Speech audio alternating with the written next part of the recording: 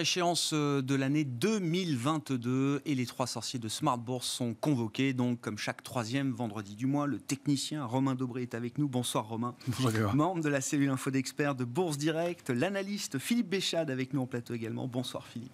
Bonsoir. Président des Éconoclastes et rédacteur en chef de la Bourse au quotidien et le trader formateur Jean-Luc Hussac avec nous en visioconférence. Salut Jean-Louis, merci beaucoup d'être avec nous. J'espère que vous êtes bien installés devant vos écrans chez Perceval Finance Conseil. Romain, je commence avec vous. Bon, bonsoir. Ambiance de début d'année très intense, avec des mouvements et une volatilité plus importante sur les marchés, une baisse de 2% aujourd'hui pour les actions européennes en ce jour d'échéance mensuelle.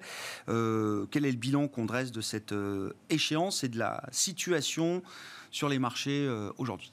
Il y a déjà une progression par rapport à l'échéance précédente, donc 145 points environ. Deux choses sur lesquelles le consensus, dont on dit qu'il se trompe toujours, cette fois-ci ne s'est pas trompé. Tout le monde était d'accord pour dire qu'il y aurait de la volatilité en cette année. Elle le prouve. C'est la première chose. La deuxième chose, c'est qu'il faudra faire du stock picking et sortir des indices. C'est largement le cas aussi. On a toujours des écarts assez marqués sur les valeurs et des secteurs qui, value contre croissance, si on veut schématiser, un match qui est assez fort, qui se resserre un peu en fin de semaine, lié à ces moments techniques. Voilà ce que donne une échéance dont on expliquait déjà il y a un mois qu'on montait depuis le mois de septembre avec des divergences, d'intérêt, puisque la position ouverte sur le futur ne faisait que baisser. Elle remonte un tout petit peu ce mois-ci, de l'ordre de 20 000 contrats futurs en plus sur une position ouverte globale de un peu moins de 300 000. Donc c'est un peu mieux. On avait vraiment un assèchement de la position ouverte à fin décembre. Donc ça, c'est du côté positif des choses. Un ratio de couverture... Il faut comprendre, les secousses de début d'année, le régime de volatilité qu'on connaît sur les marchés depuis le début de l'année, pousse les gens à se couvrir un peu plus que ce qu'ils ne faisaient ces derniers mois. Alors oui, justement, mais on commençait l'année très peu couvert. On l'indiquait il y a un mois de ça, au moment de l'échéance de décembre. On avait un ratio de couverture qui était complaisant, et de l'ordre d'une option de vente pour une option d'achat. Et puis ça s'est effrité même à la fin du mois de décembre, au début de l'année, avec un moment où on est devenu carrément hyper complaisant sur les niveaux de 7300 points, où il n'y avait carrément plus du tout de couverture, et donc un risque baissier. Les minutes de la Fed ont déclenché un mouvement qui reste très canalisé à ce stade, mais qui montre quand même que les opérateurs étaient un peu trop cool, un peu pas suffisamment protégés. Et voilà. Alors le phénomène intéressant, c'est que pour cette échéance, on savait que c'était le cas et le niveau de couverture était assez faible, et donc ce risque se matérialise là aujourd'hui avec des accélérations baissières un peu marquées, mais encore une fois assez canalisées. Le Dow Jones, alors qu'il est repassé dans le vert, il y a des secousses, mais des mouvements erratiques et violents, mais globalement assez, encore une fois, canalisés. Ce qui est intéressant, c'est qu'on entame le mois de février sur les marchés dérivés avec des portefeuilles couverts cette fois-ci, à nouveau. On a un ratio de couverture de l'ordre de 1,5, donc qui signifie qu'il y a à peu près 2 options de vente pour une option d'achat à nouveau. Une et demie option de vente en plus que les options d'achat. Donc un peu plus de protection, ce qui est pas souvent le cas et qui m'inquiétait en général quand on se retrouve à ce moment-là et qui déclenche souvent des alertes baissières un peu marquées juste post-échéance. Là, ça se produit au moment de l'échéance et ça laisse à penser que si l'alerte baissière devait se poursuivre, elle surprendrait moins les opérateurs. Ce qui est intéressant aussi de noter, c'est que la zone de densité d'options 6006-6007 est remontée d'un cran et c'est plutôt 6007-6008 pour ce mois-ci. Donc ça nous permet de remonter le niveau d'alerte de moyen terme et de constater aussi que la complaisance qui nous inquiétait un peu sur les marchés américains au mois de novembre avait diminué au mois de décembre et diminue encore au mois de janvier.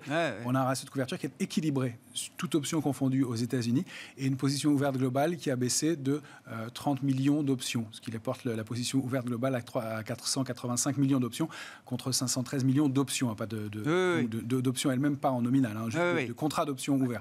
Donc ça reste très important, mais la complaisance et la hausse, malgré la hausse des marchés, la complaisance n'a pas augmenté, et donc on a un marché qui est un peu plus prudent, un peu plus méfiant, avec un calendrier qui évidemment est lié énormément aux publications à venir, et puis avec ce focus sur la réunion de la Banque centrale, la Fed, mercredi prochain, qui va probablement être aussi un catalyseur important pour les jours à venir.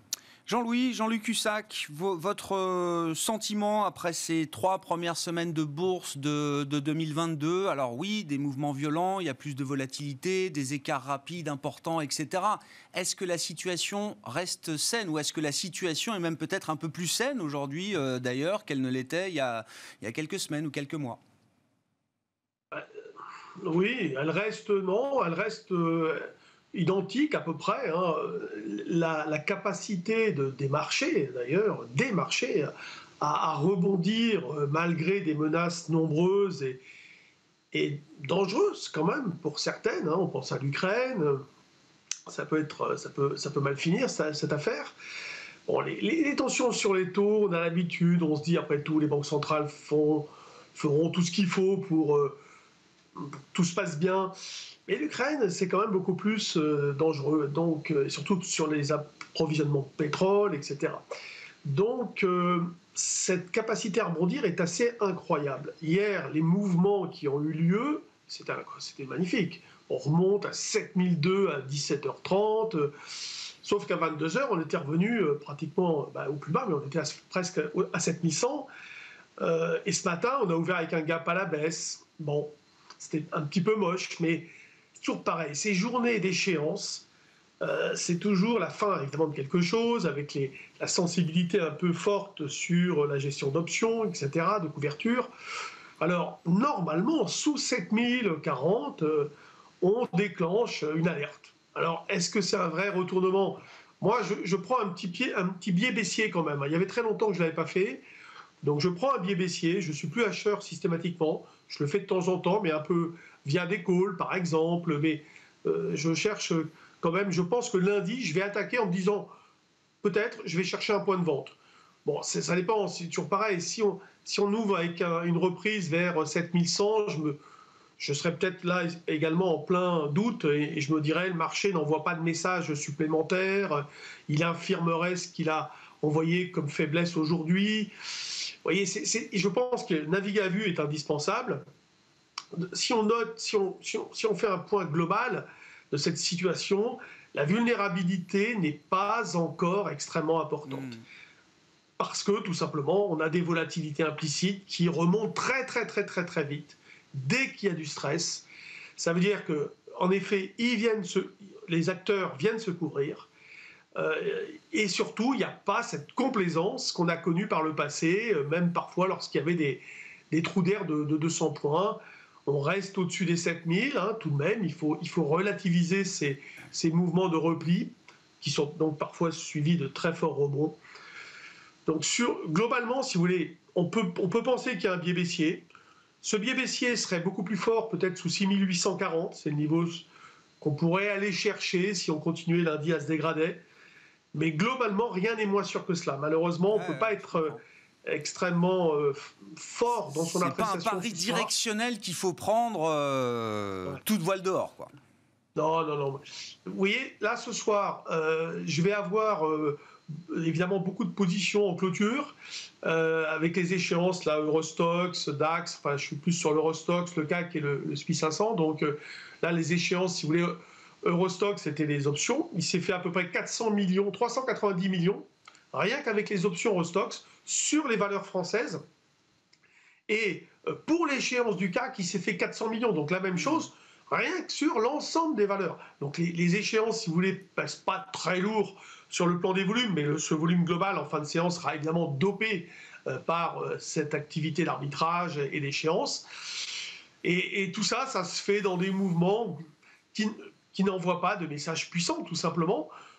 Donc, un biais baissier, ok, mais lundi, il faudra quand même, je pense, conserver un comportement opportuniste, comme celui que j'ai depuis déjà quelques jours, où je continue d'acheter. Hein, ça, mais avec prudence parfois un peu plus, un peu moins.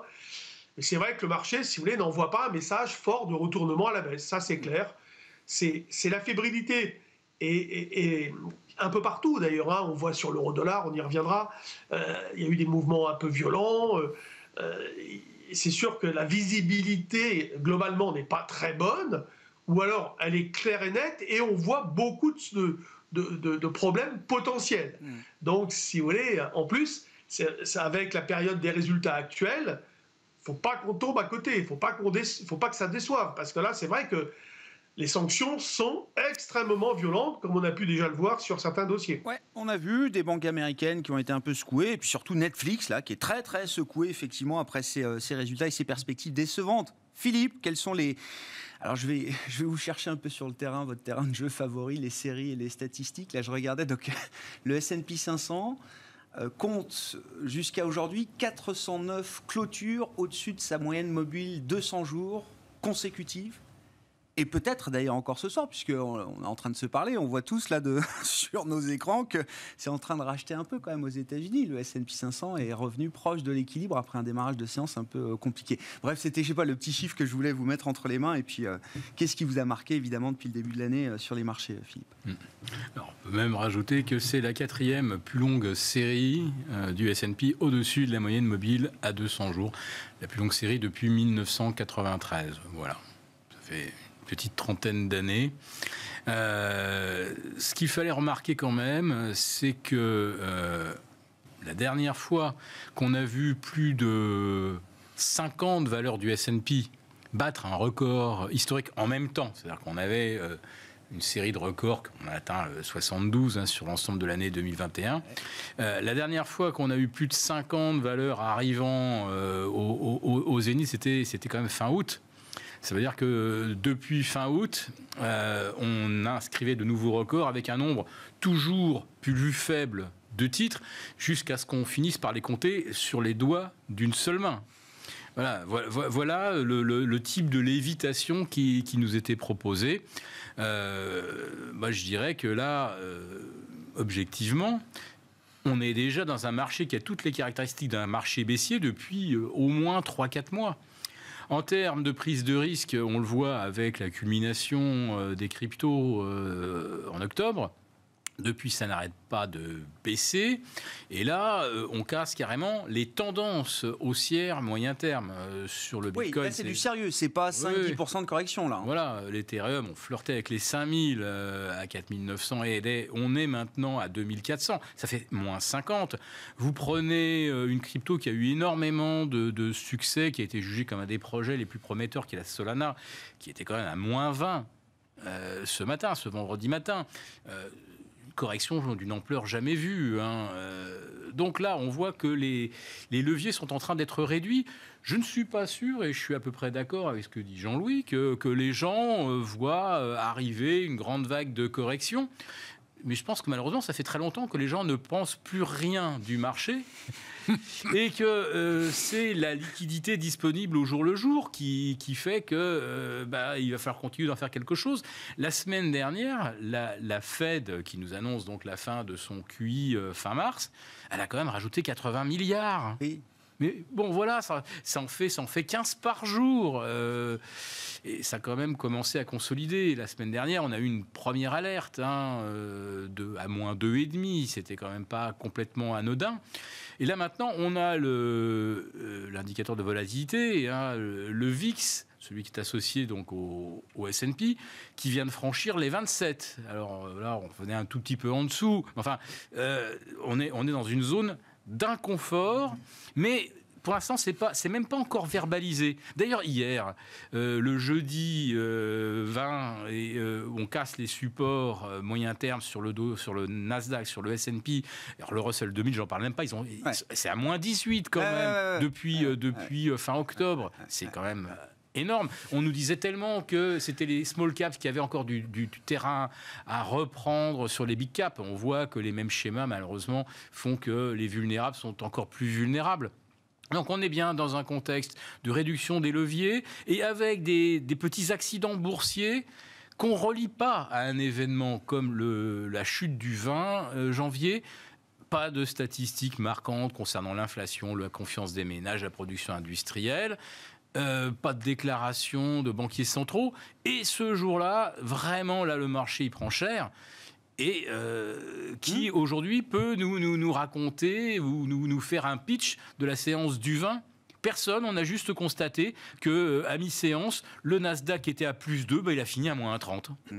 Voilà, on constate. Et puis, heureusement, les algos sont là, donc ils ajustent tout. On casse des supports, voilà, c'est... Ça fait un moment que les gérants, les stratégistes, les allocataires disent qui sont quand même en train de rééquilibrer leur portefeuille, de se désensibiliser un peu à ces grosses valeurs, à la croissance surachetée, surpayée, pour se repositionner vers des valeurs soit de rendement plus tranquille, soit des valeurs plus cycliques. Il y a bien un moment, il faut bien que ça se voit dans une séance et dans un marché. Ouais, mais là, ce qu'on voit en plus, c'est qu'il y a carrément un gros retrait de liquidité des ETF. Voilà. Donc que le gérant fasse son travail, procède à des arbitrages sectoriels, c'est son métier. Et puis il fallait bien trouver un nouveau scénario où la petite stratégie qu'on va pouvoir venir défendre en plateau. Voilà, j'ai arbitré, j'explique. Voilà. Mais là, globalement, il y a de la liquidité qui sort. Donc là, c'est pas le gérant qui sort la liquidité. Non, il y a des retraits. Il y a des retraits. Et on le voit sur Ark Innovation, par exemple, le fonds Star, qui est à moins 50, avec des effets de retrait qui sont en train d'être douloureux. Là. Très, très douloureux. Très, très douloureux. Voilà, c'est d'ailleurs un des plus gros ETF, si j'ose dire, privés. Hein. Et Ark Innovation, c'était rien moins que le benchmark de la prise de risque, puisque ça mêlait tout, Tesla, des cryptos, des spécialistes des cryptos, des sociétés nouvellement introduites à 100 fois le chiffre d'affaires. Bon, voilà. Je pense qu'effectivement, là, c'était un vrai canari dans la mine. Mais je vous dis, jusqu'au 20 janvier, personne ne verbalise encore une réelle inquiétude. Mais pourtant, l'argent s'en va, on n'a pas de catalyseur, et ça se passe pourtant. Oui, mais parce que... Alors, Romain, je me tourne vers vous, mais parce que vous l'avez dit, il y a du stock picking à faire, il y a de la dispersion. Les indices corrigent un peu, certains plus que d'autres. Mais bon, en Europe, on n'est pas encore en territoire de correction. On surperforme, non seulement on surperforme, mais on est loin d'être en territoire de correction que le Nasdaq ou le Russell 2000. Ma question, c'est, qu'est-ce qui vous paraît déjà le plus épuisé à court terme? Est-ce que c'est justement la baisse de la tech, des valeurs de croissance, où là, on a des corrections de 10% et plus déjà? Est-ce que là, ce mouvement-là arrive quand même à un moment d'épuisement? Et à l'inverse, on voit encore des secteurs leaders comme le secteur bancaire, le secteur de l'énergie, pétrole et gaz, qui sont positifs largement encore depuis le 1er janvier. Est-ce que là, on arrive peut-être aussi à des moments de surachat, de tension un peu forte sur ces thèmes-là et sur ces idées? Alors, pour bien répondre, je voudrais dézoomer un peu et faire une photographie assez générale qui va rejoindre un peu ce qu'on a dit, mais il faut bien regarder l'horizon de temps auquel on se place. Je suis tout à fait d'accord. Depuis 3-4 mois, on a un marché qui baisse. On le disait depuis le mois d'août. Il s'est passé quelque chose. Pour moi, la grosse baisse des valeurs du luxe, Kering et autres, avec des chutes dans 3 jours de 20%, 25%, avec des volumes lourds. Ça, c'est un signe de baisse. Je pense, pour donner une photographie donc globale du marché, qu'on est rentré dans une phase de distribution du marché depuis cette période-là.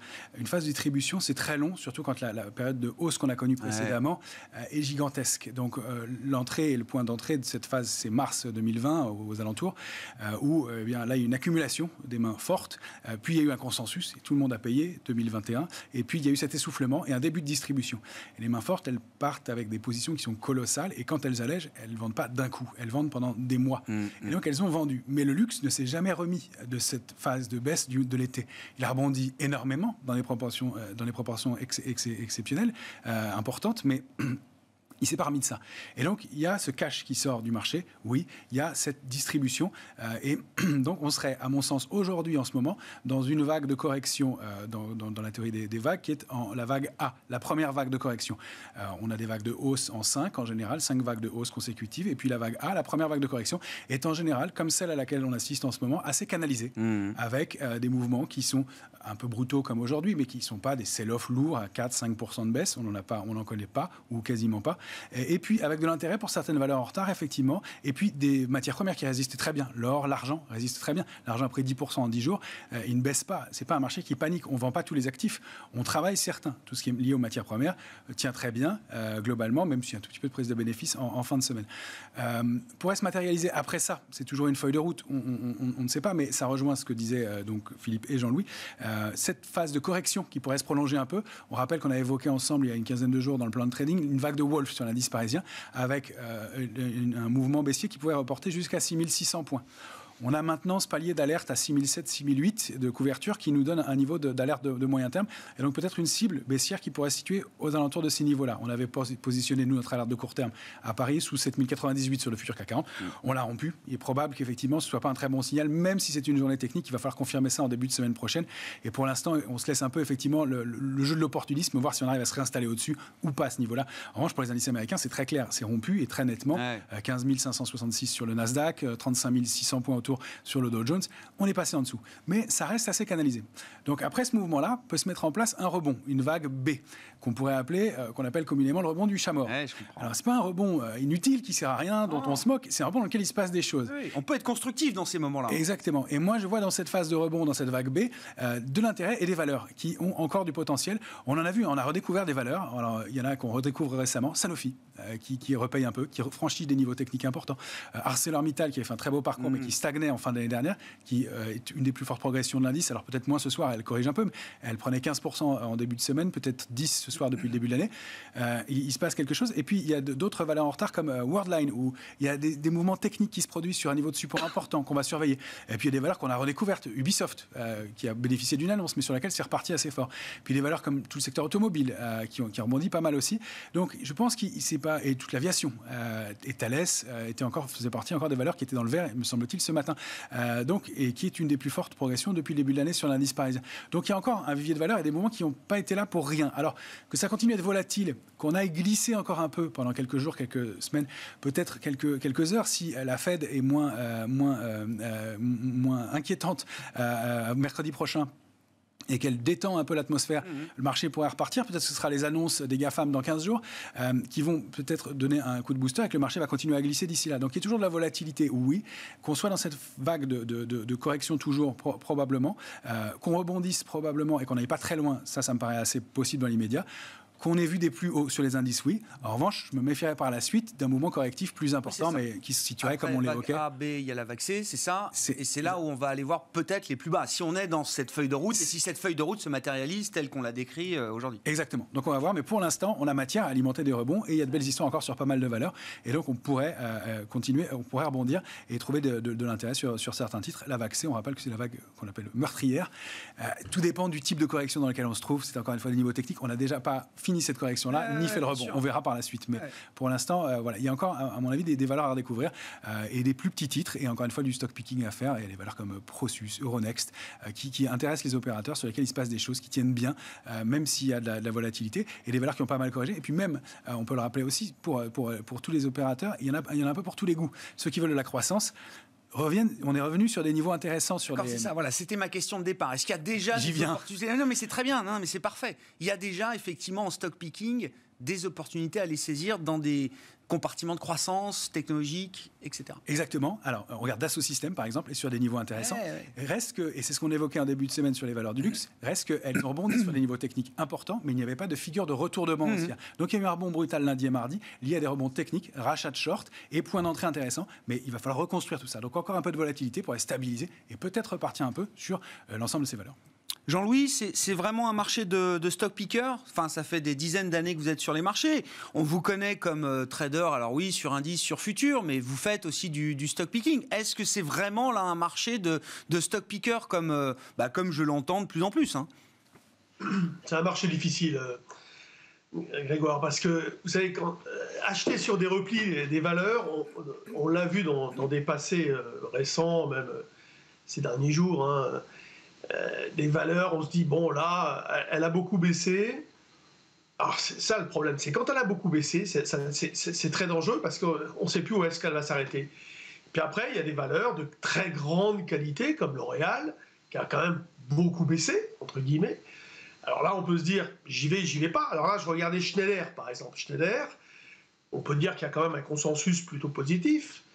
Donc c'est le genre de valeur où on va se dire, c'est quoi le support ? Donc là, on peut se dire, tiens, à partir de maintenant, 155, 150, allez, c'est un niveau d'arrêt potentiel, pourquoi pas. Mais dès qu'on va regarder dès qu'on va regarder des... On va essayer de récupérer Jean-Louis dans un instant. Schneider est effectivement sur un niveau de support. Elle fait partie des valeurs qu'on pourrait évoquer avec des points d'entrée qui peuvent être intéressants. Une valeur comme ça, qui a un tel rendement, qui est un tel métronome sur le marché, un niveau de correction comme ça, c'est effectivement des points d'entrée probables pour les opérateurs. Donc, il n'y a pas de figure de retournement, mais un niveau intéressant en tout cas. Des valeurs qui étaient fortes, qui restent fortes, malgré effectivement et grâce à une correction, un peu de baisse et un peu de correction qui redonnent des points d'entrée intéressants. Et qui donc peuvent alimenter et donc qui offrent un marché pour lequel il y en a un peu pour tous les goûts. Dans le coin du stock picker, si on fait du Schneider et qu'on considère que les fondamentaux sont absolument pas altérés, je rajoute moi le grand et Rexel dans le secteur. Et puis sur Rexel, là, on a un vrai scénario aussi, une vraie histoire. Après, je ne sais plus combien, 7 ou 8 mois de consolidation à l'horizontale. La sortie par le haut, je pense qu'on est seulement à mi-parcours. Voilà. L'avantage, c'est qu'elle n'est pas dans un indice, elle ne se fera pas shooter dès qu'on aura un arbitrage transatlantique X ou Y. Là, c'est vraiment une pure valeur stock picker, effectivement. On va parler matières premières. Alors, Jean-Louis, juste, on vous a récupéré. Si on peut rapidement, effectivement, reprendre avec vous et sur l'idée de ce stock picking, effectivement, qui reste difficile néanmoins. C'est ce que je comprenais, Jean-Louis. Oui.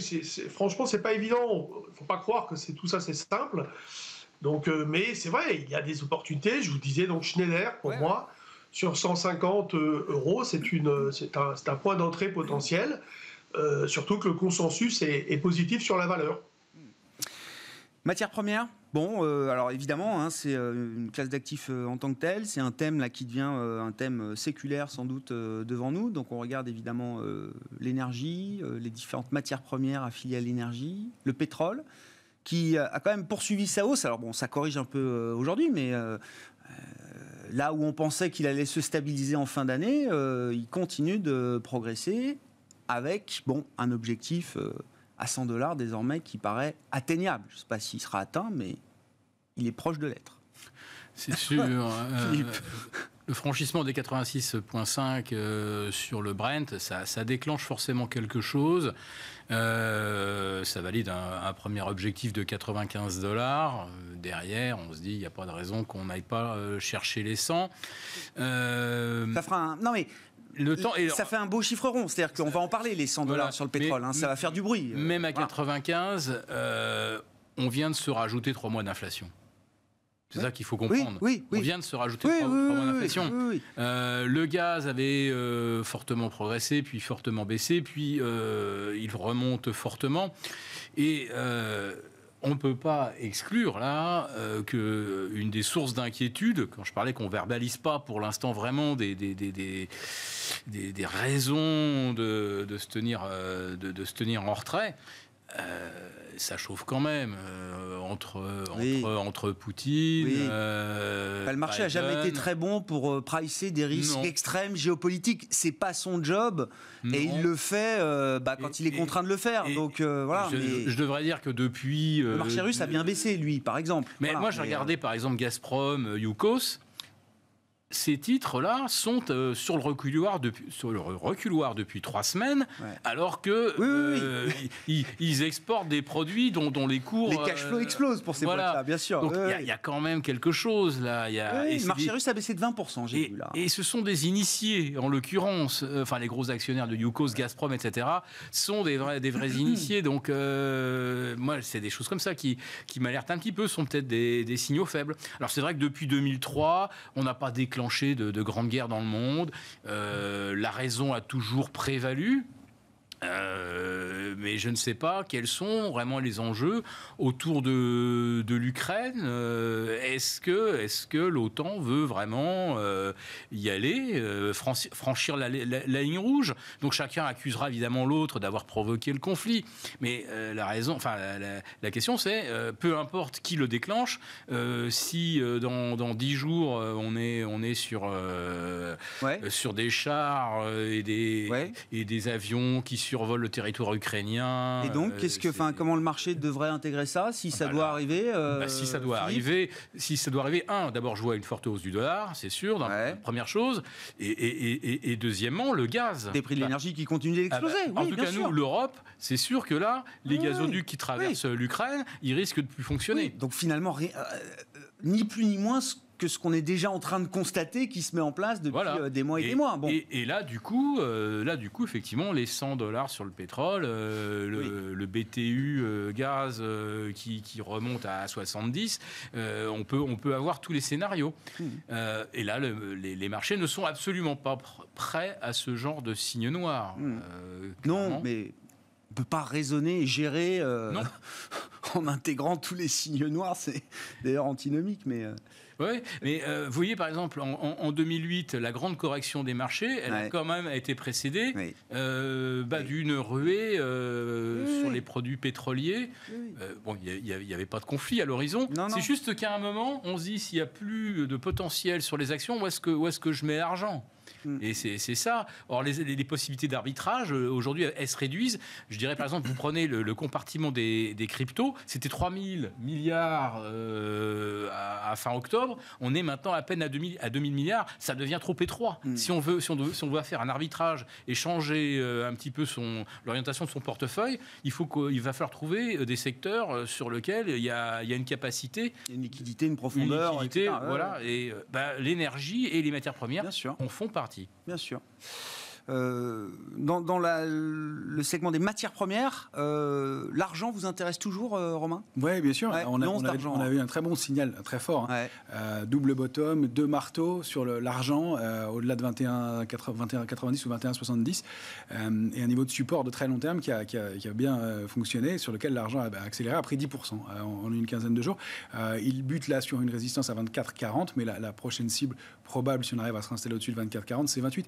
On rappelle que l'argent, c'est un actif qui sert pas uniquement de valeur refuge comme l'or. Non, qui a une réalité industrielle forte, donc dans les batteries, dans l'éolien, et qui est donc probablement au début d'un mouvement haussier fort. Donc oui. Ça, c'est pour regarder l'argent, c'est pour regarder au-delà du pétrole. Par exemple, on peut travailler aussi avec des paniers de matières premières. On utilisé, nous, pour justement équilibrer les portefeuilles. Et c'est pour ça que nos portefeuilles résistent bien dans des accélérations baissières comme ça, avec le CRB ou avec de l'argent et de l'or qui, eux, ne baissent pas cette fois-ci. Pendant la crise Covid, l'or et l'argent avaient plongé. Vraiment, là, ils tiennent. Donc, on n'est plus dans cette même logique. Il y a un autre mouvement qui se met en place.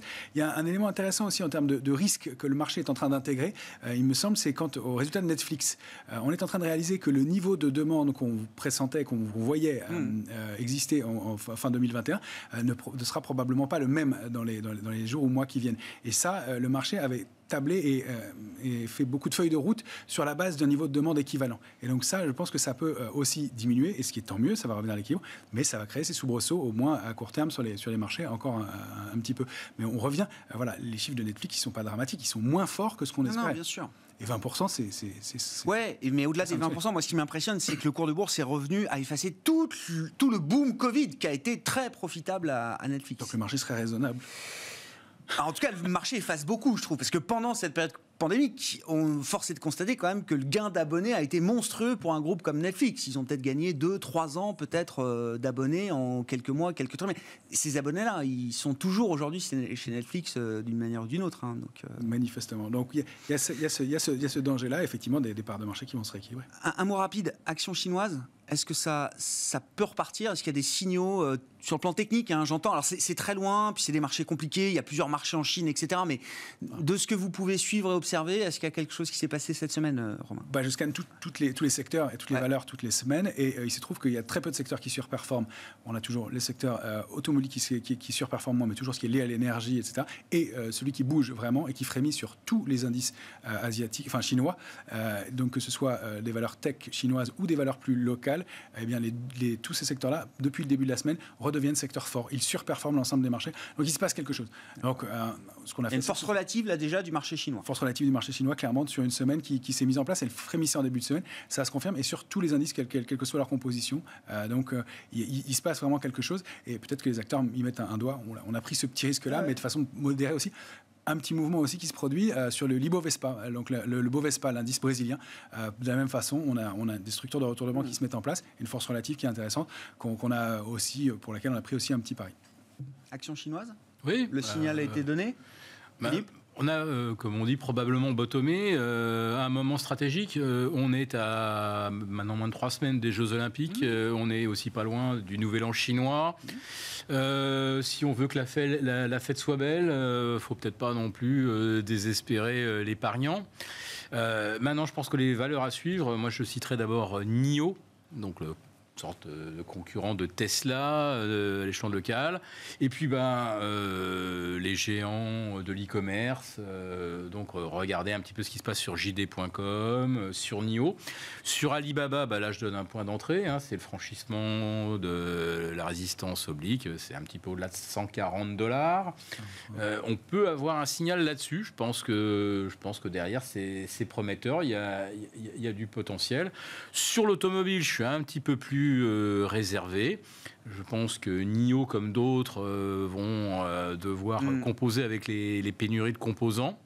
Puis alors là, je vous juste une petite parenthèse, mais enfin, si vous prenez du Rivian ou du Lucid Motors aux États-Unis à 60 ou 100 fois le chiffre d'affaires, ça n'a toujours aucun sens. Et je me demande. Il y a des excès qui ne sont pas purgés. Alors. Moi, je pense qu'il y a des échecs qui sont pas purgés. L'affaire Peloton, je pense qu'on n'en a pas fini. Ça a l'air d'être un astre mort à mes yeux, et je crois que des astres morts, on va en voir quelques-uns au cours des prochaines semaines. Jean-Louis, je me tourne à nouveau vers vous, Jean-Luc Cussac, et peut-être l'euro-dollar. Vous l'avez évoqué rapidement. Il y a eu des mouvements, mais au final, je veux dire, le niveau bouge pas tellement quand on regarde. 1,13 autour, toujours là. Oui, on est sur les niveaux sur lesquels on a évolué au mois de novembre. On a fait une grande dérive horizontale. On est sorti par le haut avec un. Alors, vous voyez, c'est un petit peu comme le CAC, là, à la baisse. Là, c'est ce qui s'est passé à la hausse sur l'euro-dollar.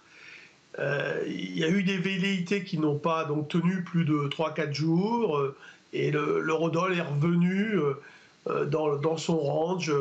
Il a envoyé un petit biais haussier, léger. Moi, parce que je passais acheteur au-dessus d'un 15,50, franchement. Mais au-dessus d'un 14,10, j'ai quand même acheté en me disant je peux aller chercher un 15,50. On n'y est même pas allé.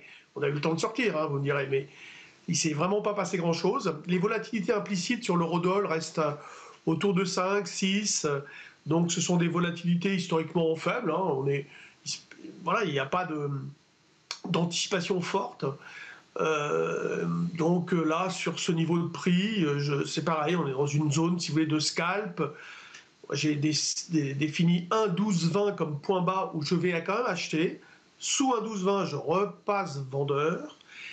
Et 1,1220, 1,1390. Après, si vous voulez, il y a des crans un peu au-dessus, mais c'est toujours au-dessus d'un 15,50 où là, j'adopte une tendance haussière, comme je l'avais signalé précédemment. Simplement, un 14,10 a été un stop temporaire et on est allé chercher pratiquement un 15, un 14,80, quelque chose comme ça, mais il y avait de quoi gratter quelque chose. Mais là, c'est pareil. Donc, je vous dis, il n'y a rien de franc, beaucoup d'hésitation.